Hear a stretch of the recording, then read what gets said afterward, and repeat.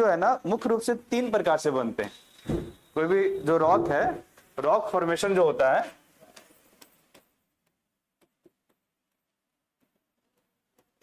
उसके 3 प्रक्रिया है। एक जो प्रक्रिया है जिसको हम लोग इग्नियस रॉक जिससे बनता है,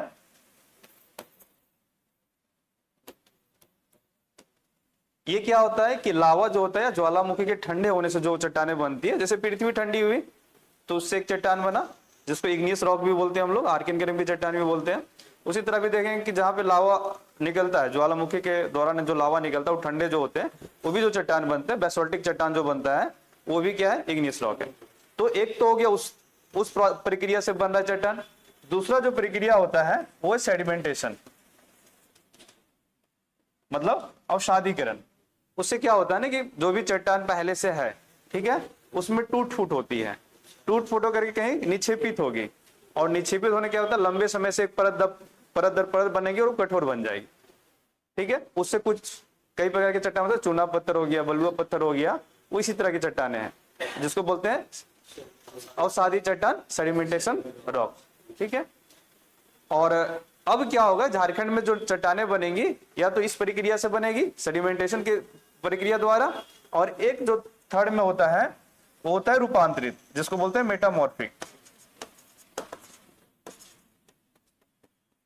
मेटामॉर्फिक रॉक, यानी कि रूपांतरित चट्टान है। जैसे जो चट्टाने हैं, जैसे अवसादी चट्टान है या फिर आग्नेय चट्टान है, ये लंबे समय तक जब प्रेशर से दबाव रहता है, एक निश्चित ताप पे दबाव रहता है, तो वो अपनी प्रकृति को बदल देता है, जैसा चूना पत्थर संगमरमर बन जाता है, ठीक है ना।